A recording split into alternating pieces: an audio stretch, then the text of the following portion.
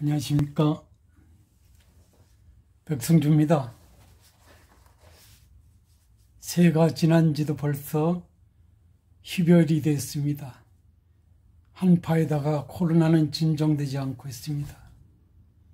여러 가지 시국도 어수선한 그런 상황이 이어지고 있습니다. 오늘 방송은 인권 문제를 다뤄보도록 하겠습니다. 최근 위안부 할머니들이 일본 정부를 상대로 한 1심 판결이 승소되는 이런 뉴스가 전해지고 있는데요. 이와 관련해서 위안부 인권과 북한 주민 인권이라는 주제로 말씀을 드려보겠습니다. 인권은 보편적이고 절대적인 인간의 권리 및 지위와 자격을 의미하는 것으로 받아들여지고 있습니다. 다시 말해서 인권은 사람은 사람답게 살 수 있는 권리가 있다는 생각이 반로라고 볼 수 있습니다.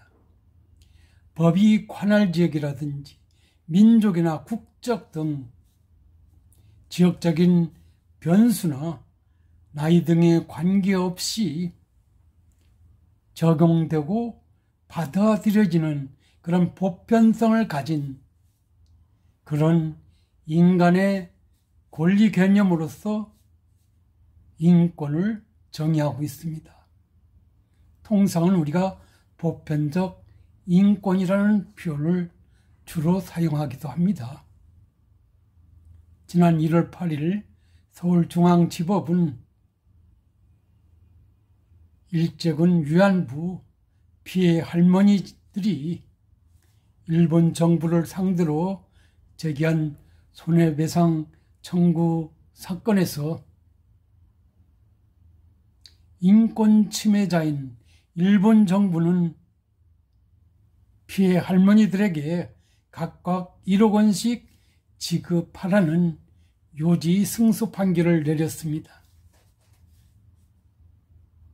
특히 일본 정부가 피고가 돼서 배상 책임을 인정한 국내 법원의 판결이라는 점에서 앞으로 논란 속에서 진행 과정에 귀추가 주목되고 있습니다.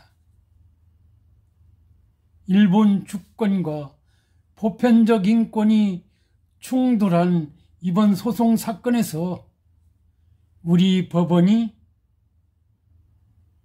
위안부 할머니들이 인권을 일본국 주권보다 우선해서 손을 들어줬다는 데에서도 관심이 집중되고 있습니다. 최대 소위 쟁점이라고도 할 수 있는 국가 면제 또는 주권 면제, 다시 말해서 어떤 나라도 다른 나라의 재판정에 서지 않는다는 국제법 원칙을 우리 1심 법원이 배제해서 일본 국국을 피고로 삼아서 소송을 진행했다는 점이 되겠습니다. 여기서 국가 면제라면 쉽게 말해서 우리 법원이 일본 정부를 상대로 재판할 수 있느냐의 문제로서 소송 요건에 해당될 수 있습니다. 이와 관련해서 우리 1심 법원의 판단은 이렇습니다. 위안부 문제는 일본 제국에 의한 반인도적 범죄 행위로서 국제 강행 규범에 유반한 그런 반인도적 범죄 행위이기 때문에 일본 정부가 피고로서 인정받을 수 있다라는 그런 입장에서 판결을 내린 것으로 알려져 있습니다. 물론 이에 관련해서는 국제법 해석 관점에, 조약 해석 관점에서 논란의 여지가 충분히 있습니다. 국내 학자들 간에도 이 부분에 대해서 논란을 제기하는 그런 학자도 있습니다.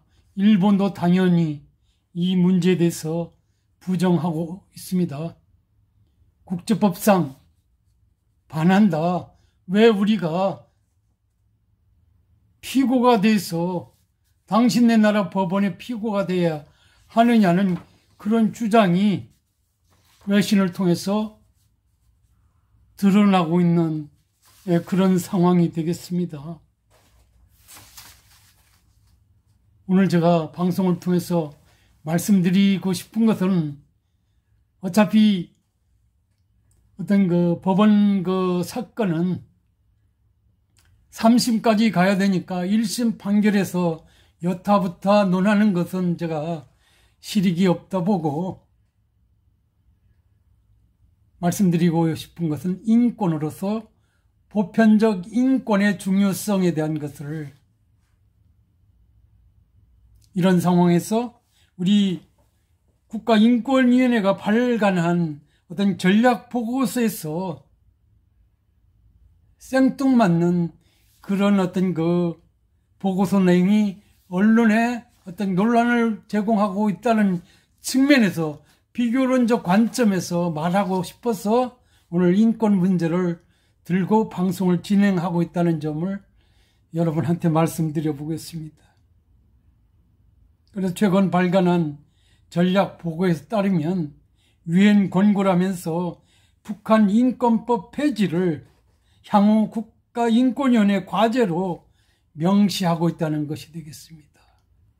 어렵게 북한 주민을 위한 그 북한 인권법을 인권위원회의 어떤 그 과제로서 폐지하려고 하는 그런 보관을 드러내고 있는 것입니다.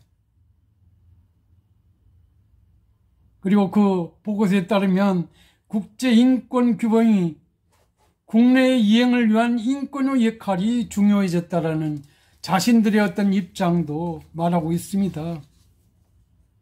그런데 2017년 유엔 인권기구가 우리나라의 북한 인권법 폐지를 요구한 만큼 앞으로 이행하겠다는 뜻을 담고 있다는 그런 비판이 제기되고 있는 것입니다.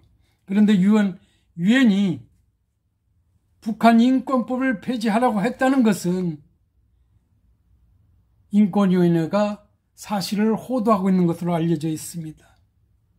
당시 한국 인권상을 검토했던 유엔 회원국 90여 개국 중 오로지 북한만 우리나라의 북한 인권법을 폐지하라고 요구했었다는 것입니다. 다른 나라들은 우리나라의 북한 인권법은 언급조차 하지 않았다는 것입니다. 그런데 인권위원회는 마치 유엔 인권 차원에서 북한 인권법 폐지를 권고한 양 사실을 호도해서 전략 보고서에 그 내용을 담고 있다는 것입니다. 사실 민주당은 북한 인권법을 제정하는데 11년간 표류시켜 왔습니다.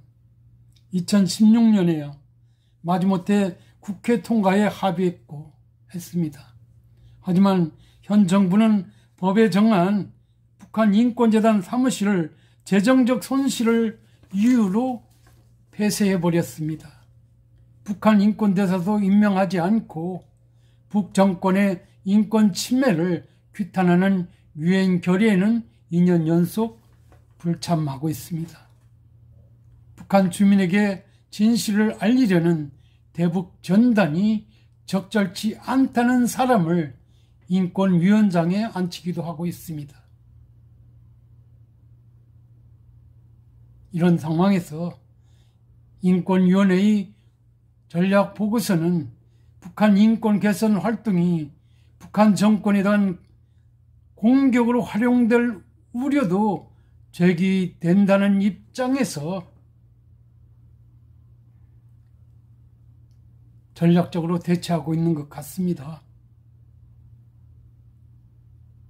우리 인권위원회는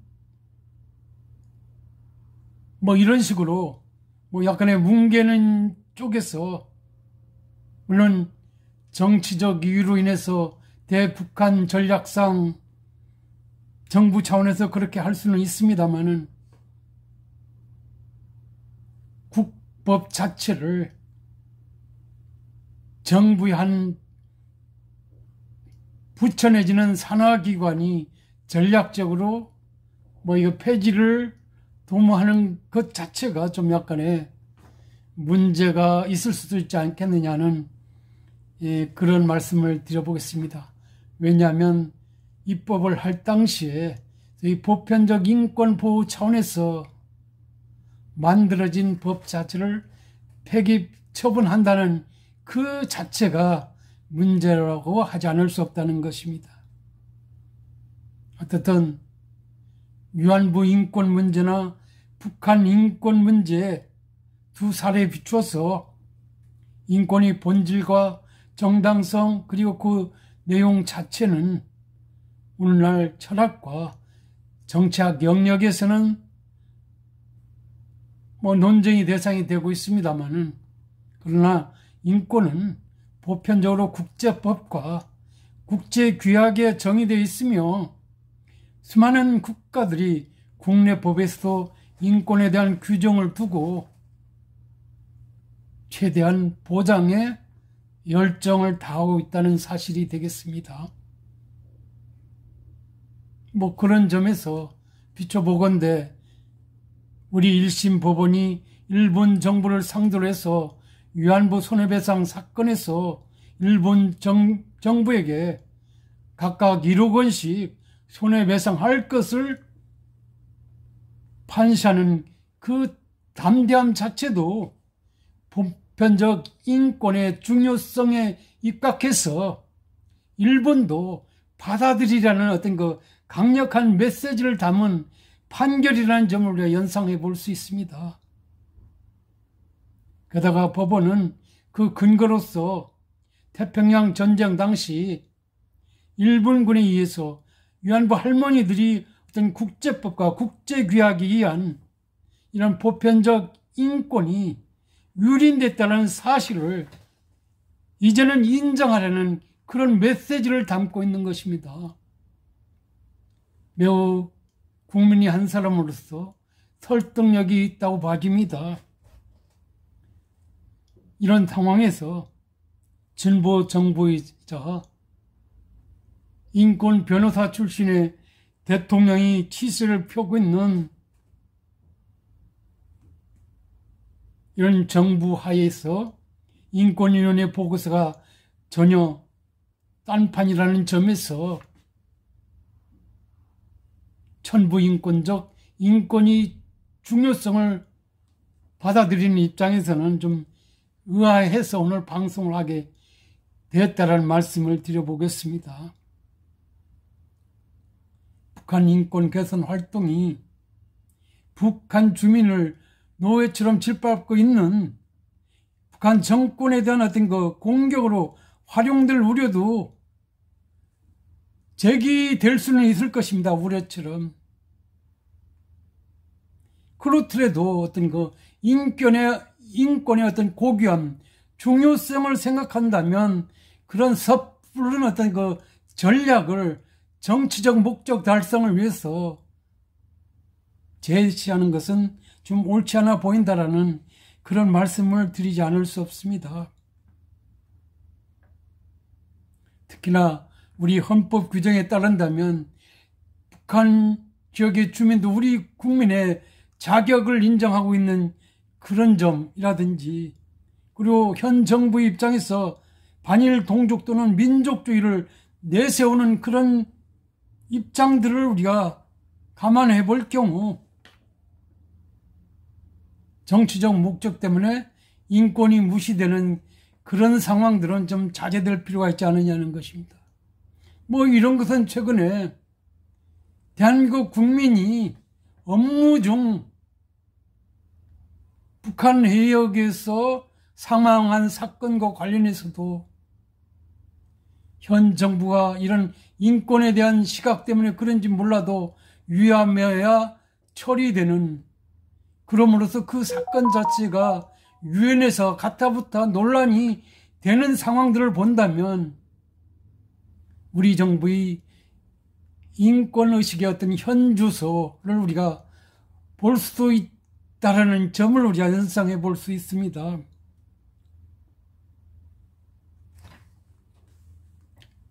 어떻든 현 정부가 북한 정권이 그 주민에 대한 인류 보편적 인권 유린을 비판하지 않으면서 우리 재판부의 판결 결과에 따라 일본 정부로 하여금 위안부 할머니들에 대한 보편적 인권 침해에 대해서 책임지라고 국가적 차원에서 주장할 수 있겠느냐는 그런 생각을 하지 않을 수 없습니다. 여기서는 이런 인권, 저기서는 저런 인권을 주장하는 것은 소위 일관성 관점에서 국가의 어떤 그 의견이라는 관점에 보면 상당히 문제 있는 국가 전략이지 않느냐는 그런 생각을 해봅니다. 보편적 인권 자체를 부정하는 듯한 입장을 취하는 이런저런 사건들이 최근에 드러나고 있는 상황에서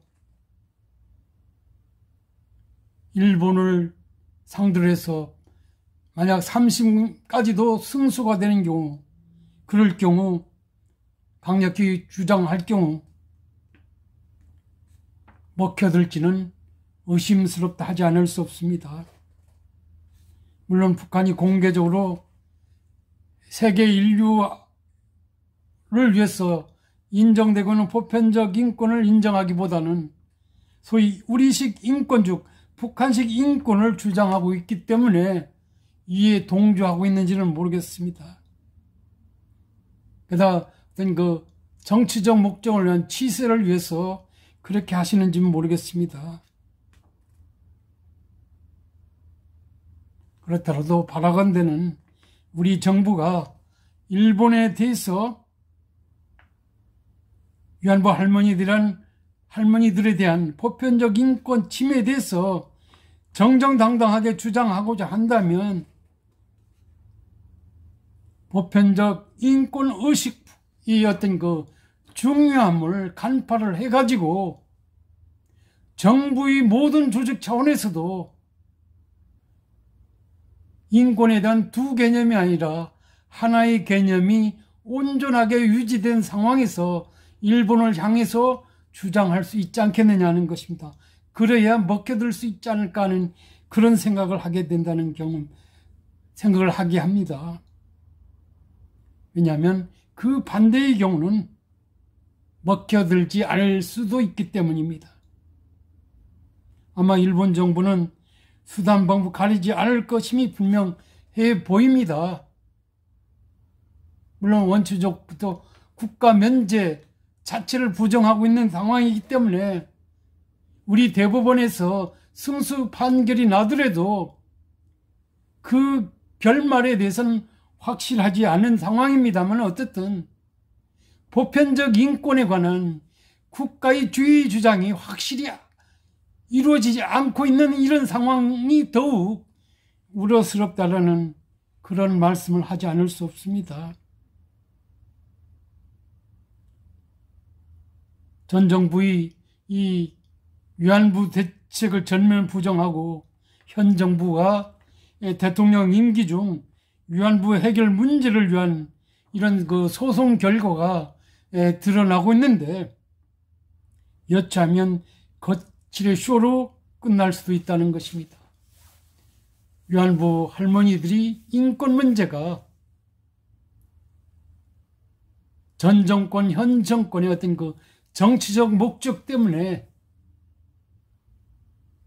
인권이 보장되지 않는 그런 상황으로 전락될 수도 있다라는 그런 우려감을 지울 수 없습니다.